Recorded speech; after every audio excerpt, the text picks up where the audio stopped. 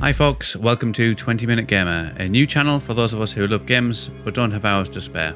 If you're like me, a busy parent, working full time, juggling life, family and the occasional moment of downtime, then this is for you. The idea is simple. I play the first 20 minutes of a game to see if it grabs me. Not a full review, not a 50-hour grind, just the part that has to hook me in. Because let's be honest, if a game doesn't win you over in the first 20 minutes, are you really going to come back to it? Whether it's gameplay, the story, the music, the atmosphere, or just something that feels fun, it needs to hit quickly.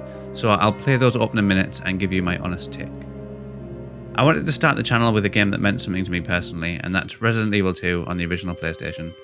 Back in the day I was a school kid and games weren't cheap. I could only afford one maybe every year or two, so picking one game was a huge deal. I remember asking around at school trying to decide what to get, and time after time people said get Resident Evil 2. This was well before I'd played the first game. I hadn't even touched survival horror, but I trusted my mates, and I vividly remember reading through a walkthrough of the first section of the game that came free with some gamer magazine. I must have read it 20 times, it was kind of like reading a novel to me. By the time I saved enough money and finally bought it, I knew the opening off by heart, but seeing it unfold for real with sound, music, gameplay and visuals was something else entirely. The game was rated 15 by the BBC in the UK, and I was only 12 or 13 at the time, and there was a definite thrill to that. This was my first proper horror experience and it left a mark. So it felt fitting to return to it now, decades later, and ask, does the opening 20 minutes still hold up? So regarding the story, the premise is pretty iconic now. You choose between two characters, Leon, a rookie cop starting his first day on the job, and Claire, who's a college student looking for her brother. For this playthrough I went with Leon. Within 20 minutes you've already met a survivor, witnessed the collapse of civilization and had your first proper horror encounter, the Licker, which is probably one of the most terrifying enemies in gaming history. The pacing is excellent, there's enough mystery and world building to keep you intrigued without drowning you in exposition. You're learning a lot as you play. So for story I'll give it a 10 out of 10.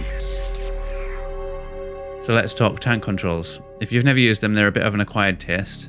Forward moves your character in the direction they're facing and left and right rotates them. It does sound awkward and it kind of is, but weirdly it works.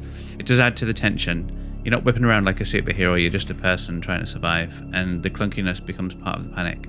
That said, it does feel old now. I'm kind of used to it, but I know that for modern gamers it might come a bit of a shock, so I'll give that a 6 out of 10 for controls.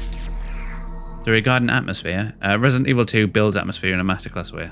From the burnt out cars and bloodstained walls to the eerie silence between zombie moans, the opening is dripping with dread. You start off in chaos, making your way through a ruined city. The sense of being outnumbered and overwhelmed is immediate. There's not a lot of hand-holding, you're just kind of thrown into it.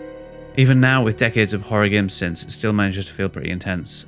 There's a sense of isolation and unease that's pretty hard to replicate, so I would give a 9 out of 10 for atmosphere.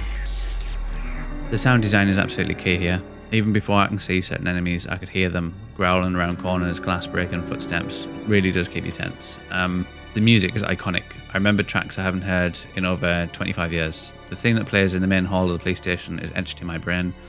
It's one of the very first soundtrack CDs that I bought back in the day. And yeah, I've just loved it forever. The music switches between kind of eerie ambience and dramatic orchestral moments, and it always does fit. It does what a great game music should do. It heightens the experience without pulling focus away from the gameplay. So yeah, it was definitely a 9 out of 10 for the music. Obviously it's aged a bit, but there is a charm to it.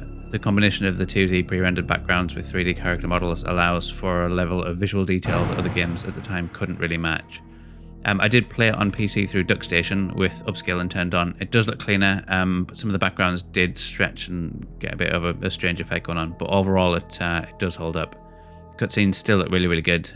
Seeing these FMV videos at the time was kind of revolutionary, and they added so much to the atmosphere. There's a lot of FMV cutscenes in the game, and they still look great. I remember them being revolutionary at the time, and I was really excited every time a new one would come on, and they do add a lot to the atmosphere. So yeah, from that perspective, the visual storytelling is very strong throughout. 9 out of 10 for graphics. So into the gameplay, the first 20 minutes of the game are pretty packed. You've got a lot of story, a lot of combat, exploration and tension.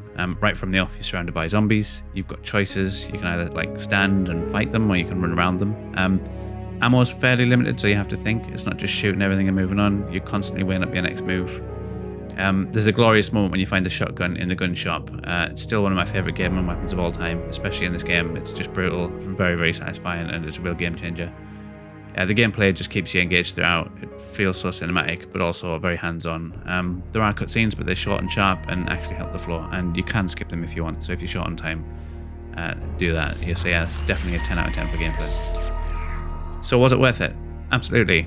Taking an average across all the categories, we've got a score of about 8.5 out of 10, which I'm quite happy to round up to a solid 9 out of 10, to be honest. If you've never played it before and you're happy jumping into a retro classic, you will get a lot out of your 20 minutes. And if you're returning to it like I am, it's a brilliant reminder of how well designed and impactful those old games can still be. Definitely play it.